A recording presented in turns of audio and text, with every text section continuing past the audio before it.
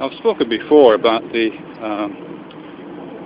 an understanding of knowledge which interprets it drawing from the metaphor of objects, so that a prototypical item of knowledge would have some kind of metaphorical similarity to a prototypical object, which, as I've said before, has some relationships to how figures, for example, work in Gestalt. It's something that's clearly bound, it's hard, it's permanent, and so on.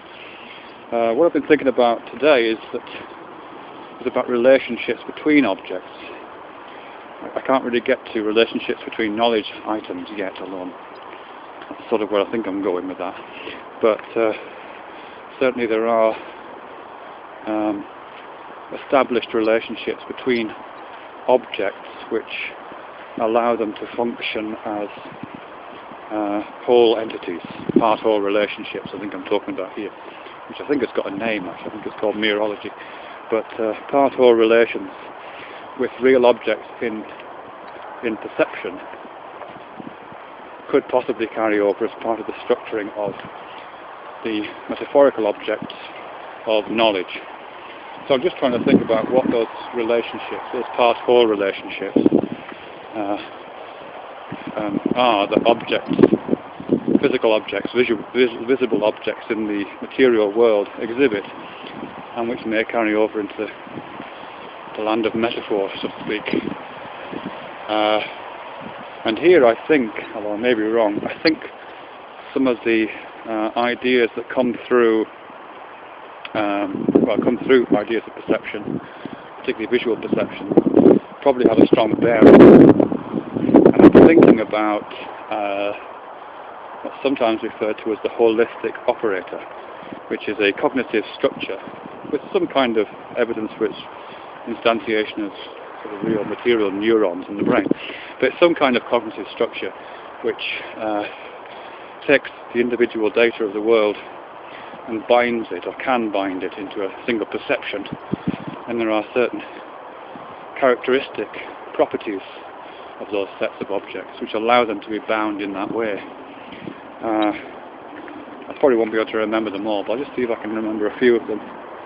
I mean, certainly in terms of similarity, objects which are the same tend to be bound together quite easily. So it's very, very easy to see a set of trees as a single forest, or a whole set of blades of grass as a lawn. And in experimental terms, if you take a piece of paper and draw rows of triangles on it, for example, 10 rows across, 10 columns down, that it gives the appearance of a single grid made up of triangles. Whilst it's possible to decompose it and see each triangle individually, the singularity of the grid is a very compelling effect. And that seems to be to do with similarity. And also contiguity, the fact that they're relatively close together, I think is salient to that.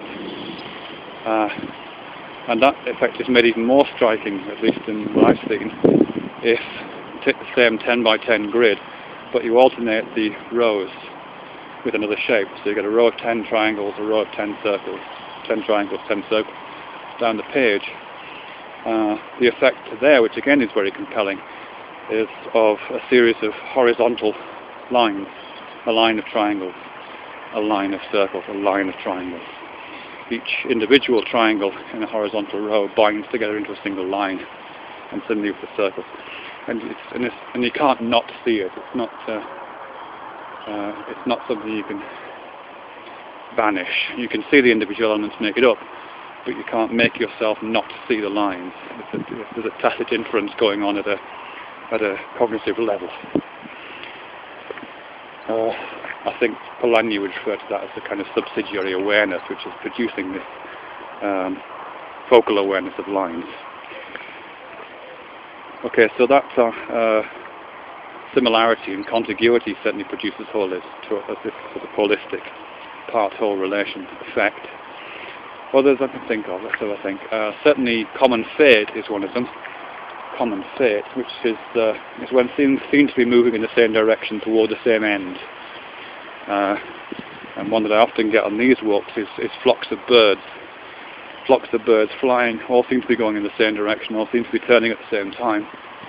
And whilst it is possible to focus one's eyes on individual birds and to pay particular attention to that, the effect of the flock and the fact that we give it a collective noun indeed is again pretty compelling evidence that there's a holistic cognitive process in operation which is binding these individual elements, these parts, into a whole, and in that particular case, although the elements really are similar and they are contiguous, the fact that they have a common fate certainly adds to that effect.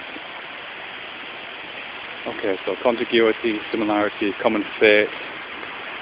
I can't remember any of those actually. I'll have to look it up when I get home. I think this is all the examples I'm drawing from here are from Newberg and Dikili, but I think I found them elsewhere in other pieces of writing, or similar ones in the pieces of writing.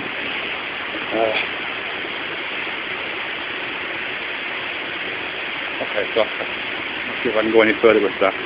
So I guess where I'm looking at there is, if there are certain features of objects in the real world which allow them to operate as or contribute towards the perception of whole within that part-whole relation, then it would be quite likely, I suspect, that would be a feature that would carry over into metaphorical objects when we talk about knowledge as object. So what I may be doing is looking at part-whole relations between different items of knowledge to see if they form similar holistic relations.